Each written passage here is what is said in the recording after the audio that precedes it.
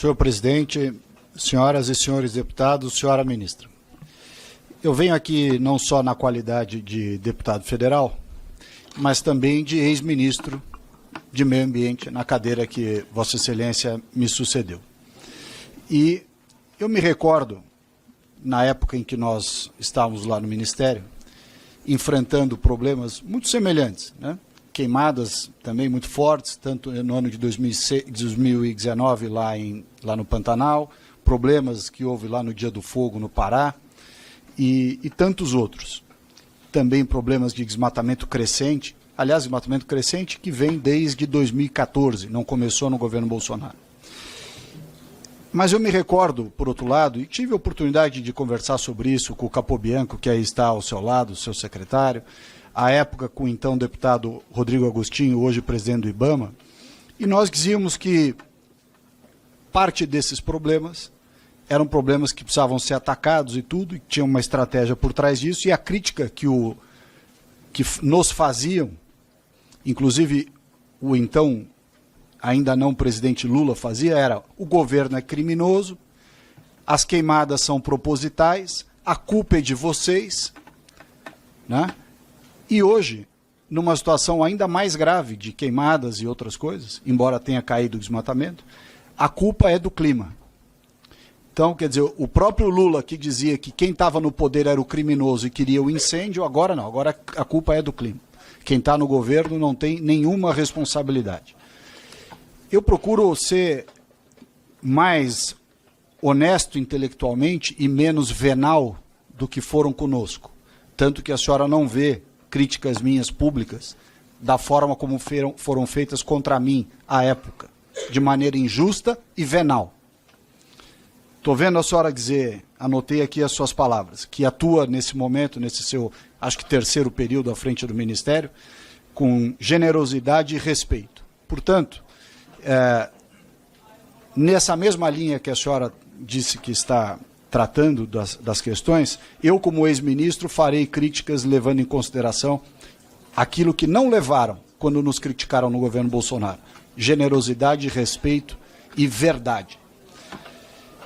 Muitos dos problemas que a senhora está enfrentando, nós enfrentamos também. Muitas das dificuldades que a senhora está enfrentando, eu passei na época do Ministério. E digo mais, estou vendo aqui o Rodrigo, nós não tivemos greve do IBAMA em nenhum dia no governo do presidente Bolsonaro. Governo que disseram que houve desmonte ambiental e tudo mais, um dia sequer de greve, não houve. O concurso que está sendo preenchido foi feito no nosso governo. Nós abrimos as vagas de concurso. E o concurso andou e o seu governo está dando posse ao concurso que nós fizemos. Nós recebemos os órgãos há anos sem concurso, há anos com déficit de orçamento, ou seja, uma série de problemas recorrentes, que a senhora, evidentemente, está tendo que lidar com eles também. E, novamente, está recebendo um problema gerado pelos seus colegas de governo, que não lhe dão os recursos e o apoio necessário para administrar o problema, assim como alguns no nosso governo também não se sensibilizaram lá no Ministério da Economia na época. Mas a questão, senhora ministra, que me parece talvez a mais produtiva e construtiva que nós poderíamos ter aqui, diz respeito a uma questão de mentalidade, sobretudo. Eu me recordo à época, e isso não me traz, evidentemente, nenhuma satisfação, eu fui a todas essas localidades onde haviam graves problemas de queimada. Inclusive voei nos aviões, naqueles Air Tractor lá em Poconé, para combater incêndio, na Chapada dos Veadeiros, quando lá houve incêndios, enfim, em tantos lugares. E uma das coisas que nós detectávamos era que, por uma questão de enviesamento ideológico, secretarias de Estado e órgãos federais, naquilo que lhe cabia, não permitiam, por exemplo, que se fizesse a queima prescrita ou controlada no momento certo. Era uma criação de dificuldades sem tamanho. Nunca confessavam, nunca diziam, não, eu sou contra a queima controlada. Diziam, não, eu sou a favor, eu só não deixo fazer. Crio milhares de empecilhos e não deixa fazer a queima controlada. Não deixa fazer os aceros, como se os aceros fossem uma agressão ao meio ambiente. Os aceros são uma medida de prevenção. E os xiitas que ocupam, às vezes, esses órgãos, não deixam fazer. Não deixam usar o retardante de fogo, que é um produto cuja composição é parecida com o fertilizante, ou seja, não há grande risco em uso de retardante de fogo misturado à água, tanto nos caminhões quanto nos aviões de combate a incêndio. E não obstante, o xiitismo não deixa usar retardante de fogo. Eu me lembro quando nós fomos testar o retardante de fogo, o ICMBio, para autorizar um teste na Chapada dos Veadeiros, parecia que estava testando uma bomba atômica. Uma criação de caso, Capobianco, gigantesca. Era algo que podia ter ajudado muito na efetividade do combate aos incêndios, o uso do retardante. Aí qual era o argumento, ministra? Não, sabe o que é? É que o retardante, onde ele é usado, a vegetação cresce mais rápido do que onde ele não é usado e cria um desequilíbrio ecológico. Pelo amor de Deus, é um argumento de retardado mental. Outra questão importante, tocou aqui o Tato no assunto do represamento, das APPs. Chegou mais do que na hora de entender que nós devemos incentivar a retenção e o represamento de água nas propriedades em todos os locais. E para incentivar isso, não só regras que facilitam, mas regras que sejam equilibradas para a compensação ambiental daquela APP em torno do represamento.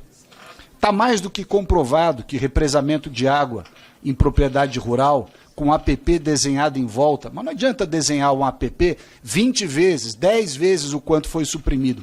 Isso é inviável, isso é absurdo. Você tem que desenhar uma APP ao lado da área que foi represada, do mesmo tamanho da APP que foi suprimida. E a visão xiita não deixa fazer isso. Não arromba, porque você faz o represamento e em volta você tem o APP. Isso é só quem não conhece fala esse tipo de coisa. Não é verdade. Ali não é represamento, ali é ocupação irregular, é outra coisa.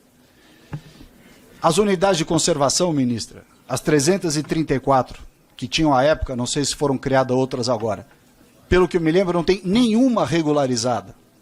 E, portanto, todos esses conflitos, e que às vezes dão causa à retaliação, né, a pessoa coloca fogo, tal, etc., também decorre da não regularização das unidades de conservação. Ou seja, são tantos problemas. O não pagamento pelo serviço ambiental adequado àqueles que preservam APP e reserva legal. Quer dizer, são tantos assuntos, tantos assuntos. Nós podíamos aqui falar da regularização fundiária, que seria uma medida importante para identificar quem são aqueles que ocupam as áreas. E essa umbilical, intrínseca, quase que dogmática aversão à regularização fundiária, Tato. Isso é ruim, porque se nós soubéssemos quem são os proprietários dessas áreas, no mínimo o nome, o RG e o CPF para ser responsabilizado, nós teríamos. Automaticamente ele teria que preservar 80% na Amazônia. Vai usar os outros 20%. E aí nós temos uma discussão, de novo, dogmática, exagerada, que não respeita nem o Código Florestal. Porque o Código Florestal diz que na Amazônia a pessoa pode usar 20%. E a turma radical cria toda a sorte de empecilhos para não deixar usar nem os 20%. Aí a pessoa fica miserável e ela usa todos 100%. Ou seja, você empurra as pessoas para a miséria e aí elas simplesmente fazem aquilo que querem fazer. E só para concluir, senhor presidente, eu vi esta realidade, ministra, na sua região. Eu fui a Chapuri, na reserva extrativista Chico Mendes, de onde a senhora começou a sua vida política. E eu, quando fui lá, a Chapuri, na reserva extrativista Chico Mendes, sendo o berço da sua trajetória ambientalista e política, achei, Capobianco, que eu fosse ser linchado pelos moradores. Mas, a contrário senso, Tato, a queixa dos moradores, dos extrativistas, da reserva extrativista Chico Mendes em Chapuri, a queixa era contra o ICMBio. A queixa era contra a visão da florestania. Porque essas pessoas vivem em absoluta miséria dentro da área extrativista, pedem há anos ao ICMBio para usar um percentual da Resex, que é a sua, que a lei lhe permite, já vou concluir, que a lei lhe permite, em piscicultura, em gado de leite, em café, e nem isso, Tato, lhes é autorizado. Resultado, vivendo na miséria, eles procuram qualquer forma de sobreviver. Senhor presidente, era isso. Muito obrigado.